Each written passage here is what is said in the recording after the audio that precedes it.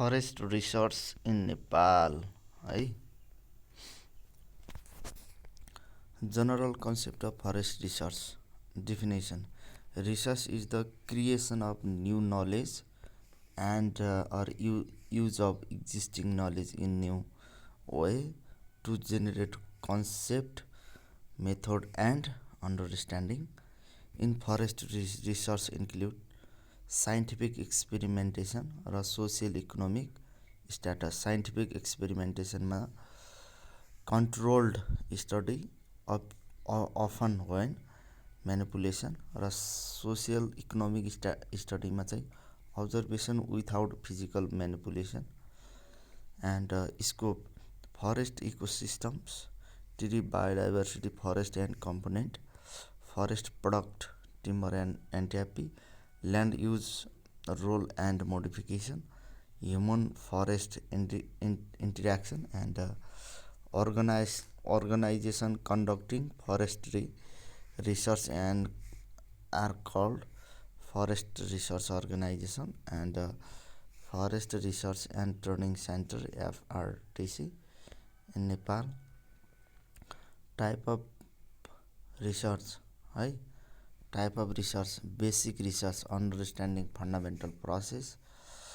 Applied research, solve specific practical problem. र adaptive research, apply existing knowledge to local context. And strategic research, define research priority and directions. And research resource in Nepal: human resource, financial resource, physical resource. Human, financial, physical resource. Human resource मा चाहिँ conducted by government agency, university and affiliated institution. 30 agencies in Nepal छन्. Constraintमा चाहिँ low staffing and few PhD qualified researcher, weak domestic training pipeline, brain drain, trained specialist often leave or becomes administrator.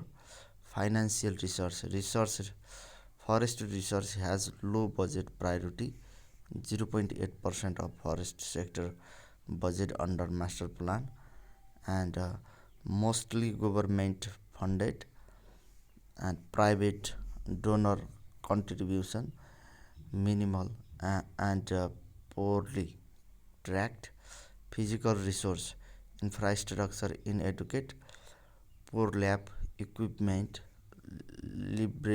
library and information system, limited access to foreign journal, affect knowledge and innovation. And implication मा चाहिँ strong research is crucial. Strong research is crucial given Nepal rich biodiversity and complex forest ecosystem. Enhance capacity in education and research infrastructure is essential for scientific forest management and sustainable outcomes. Okay, research organization, we can see research organization challenge: low incentives, salary 10 देखि 40% below peer, small research base, limited collaboration, poor communication, access to info system, share facilities, frustration and low motivation common. Research planning process. Okay, research planning process: hierarchy of planning, strategic planning 5 to 10 year र definition: define mission, long-term goals and strategy, lead by senior manager with research and stakeholder input. Program planning 3 to 5 year, group research activity by theme and specific research and expected output. And annual planning. Okay, annual planning, yearly activities, budget and output, used for monitoring, evaluation and budgeting. Characteristic of effective planning है. Dynamic, realistic, tailored and scientific friendly. Scientist friendly and field informed flexible collaboratives. Okay, factor affecting research capacity. Okay, researcher turning stable and adequate funding, library and info service, equipment, and political and institutional support. Critical barriरमा चाहिँ low salary, poor coordination and language barrier, weak institutional link and सिक्समा objective of forest रिसर्चमा चाहिँ forest रिसर्चको objective चाहिँ exploratory, descriptive, diagnosis र hypothesis testing. रिसर्चको अब्जेक्टिभहरू exploratory, gain familiarity, gain familiarity and achieve new insight, and describe, portray characteristic of a situation, group or individuals, and diagnostic, determine frequency or association of phenomena. Hypothesis testing, text causal relationship between variable, and national level research institution in Nepal. National लेभलको चाहिँ FRTC, government authority for research र survey, turning, data generation and national को respondent for REDD plus, MRV, UNFAO, global forest research assessment, provincial forest training centre PFTSC, okay, support local research and training, institute of forest, okay, academic and research programmes, agriculture forestry universities, research and capacity building, ANSAP, Asian network for sustainable agriculture and bio research, okay, research and community programme, and ICIMOD, international centre for integrated mountain development, regional research and knowledge sharing, कीनोटहरू हेरौँ। FRTC is the primary government agency authorise to conduct study, survey and training in forestry. Quick exam tips चाहिँ definition of research, creation of new knowledge, creatives use of existing knowledge, type of remember चाहिँ basic, applied, adaptive and strategic भयो। Major barrier चाहिँ funding, human resource, infrastructure. Top national agency चाहिँ FRTC चाहिँ for survey, research, training and REDD plus reporting, and other supporting institution चाहिँ IOF र AFU, PRFTC, ANSAP र ICIMOD. And history of forest research and training centre Nepal चाहिँ history हेरौँ है त। 63 1963 सामले चाहिँ establishment of research survey project FRSP है, सामले एफआरएसटी होइन, under the department of forest for forest research survey.